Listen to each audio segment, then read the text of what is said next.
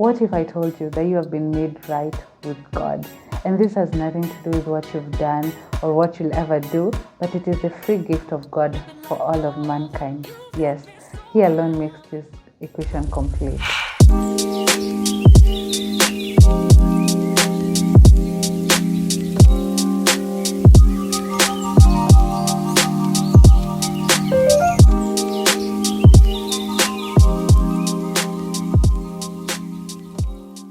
Welcome to another episode of Chokma Heaven Podcast, a show where we explore the unshakable truths of scriptures, not as dry theology, but as the very heartbeat of God.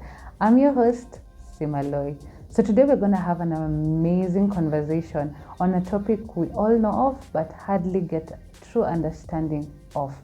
2 Corinthians chapter 5, verse 21, a verse I truly love, says, He made him who knew no sin to become sin, that we may be made the righteousness of God in Christ Jesus.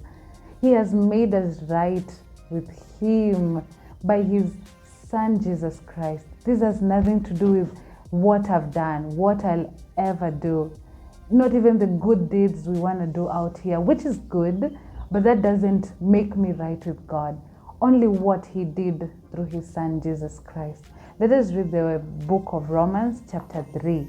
Verse 21.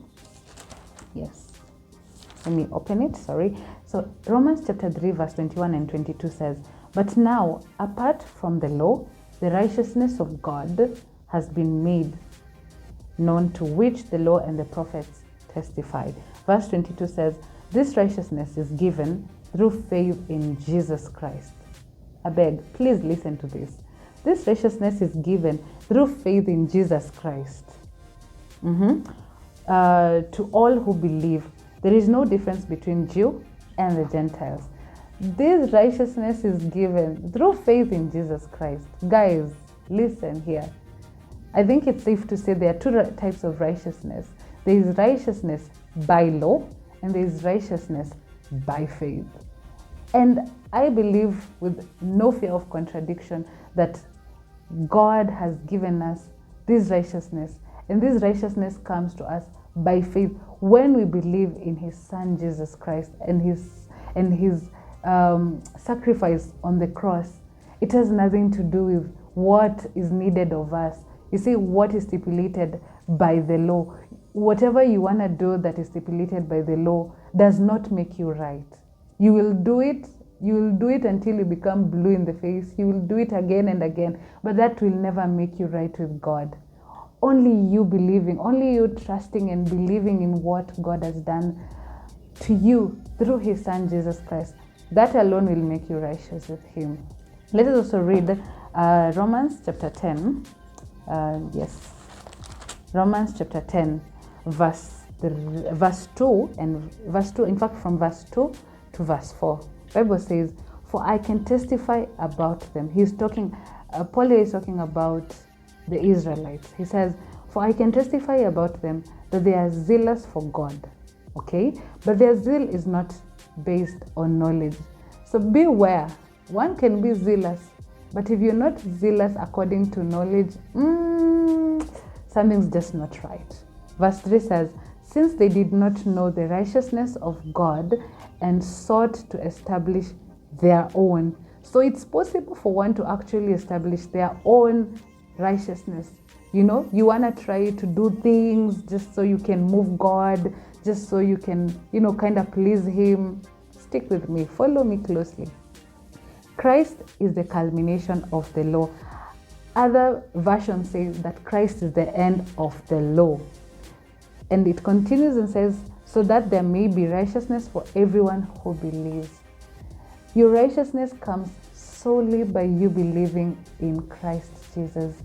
It has nothing to do with how much of the law you're following. Yes, I know Bible says don't do this, don't do that. And yes, they are important. Don't get it twisted. Christ came to fulfill the law, but He is also the end of it. You're not made righteous but by what you do, by the law, by the things you follow by the law. You are only made righteous because you believe in Jesus Christ. Imagine it is simple as that. It's just that simple. In fact, the entire of the gospel of Christ, it's so simple. We're the ones who try to complicate things. Okay, imagine this scenario. A criminal in a courtroom, he's there and he's, waiting for his sentence. Maybe his jail term because of a crime he committed. And then this judge steps down and he pays his fine, goes a step ahead and even adopts him to his own family. This is just how God works with us. This is exactly how God works with us. He has paid everything for you. There's nothing you're going to do to move him. You see, I used to think that I have to do things to get approved by God, that He is keeping a score of everything that I'm doing, that He has a record somewhere that He's seeing, oh, she's doing this, she's doing that, so I'm going to love her a little bit more, I'm going to, accept her a little. No. Look at the story of Abraham. This guy even lied about Sarah being her wife. Rather, he lied that Sarah was his sister. And yet God accredits him as a man who is of faith, a man who trusted him.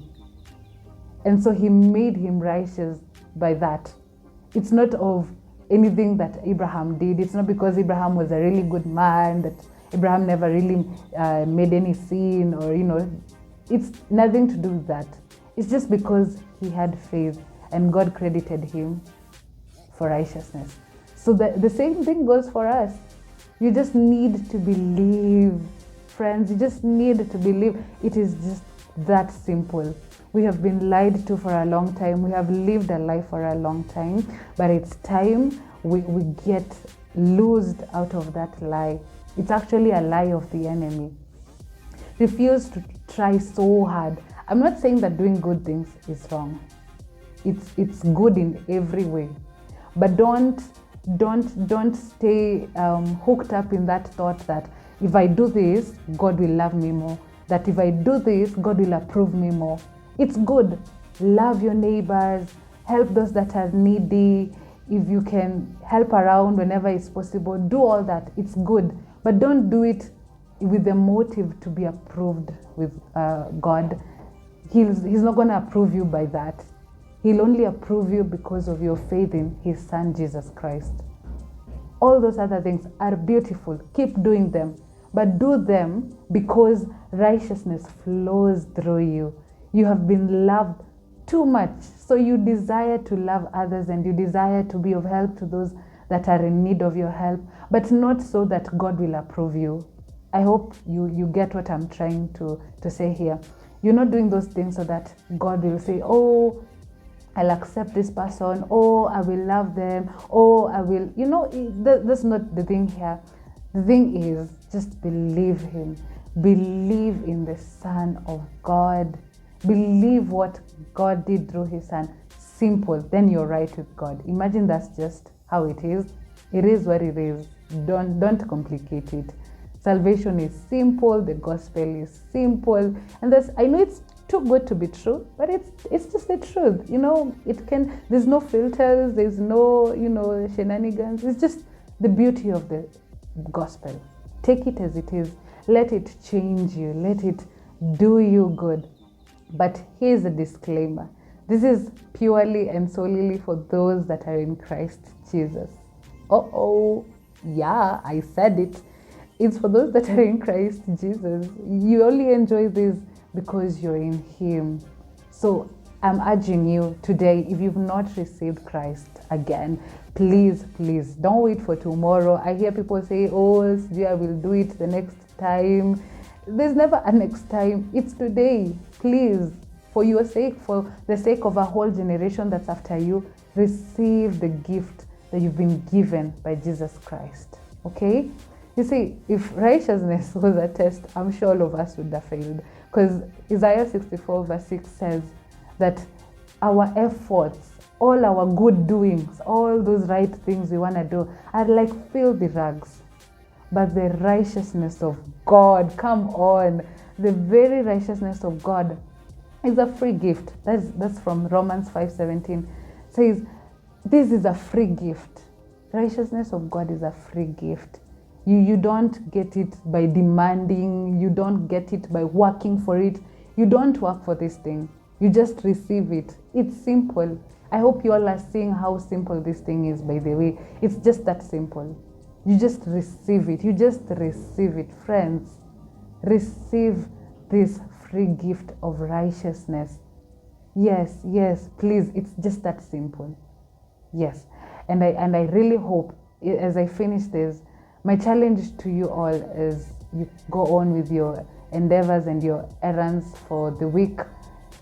Remember that as you're doing the things that you're doing, and as you want to do these things for God, remember that you're not doing them to please Him. Do them because it's good to do them, and you have been loved too much, and righteousness flows through you, and so that's why you do them. But don't do it to get an approval from God. He has already approved you because you have faith in His Son Jesus Christ. Imagine that's just that. It's just that simple. Sure. So may the Lord bless you. May the Lord keep you, and constantly remember that you've been made right with God, not because of what you've done, but because of what He has done. It's all He's doing. It's nothing to do with you. May the Lord bless you. Thank you for watching this. And if it resonates with you, please be kind to share with a brother, with a sister, so that it may help them, so that we don't go out there trying so much to do things to move God when He has already been moved because of the sacrifice of His Son Jesus Christ. So when He sees you, He sees His Son Jesus Christ, and He's pleased with you just because of that. So may the Lord bless you. May the Lord do you good. May the Lord preserve you. Thank you so much. May God bless.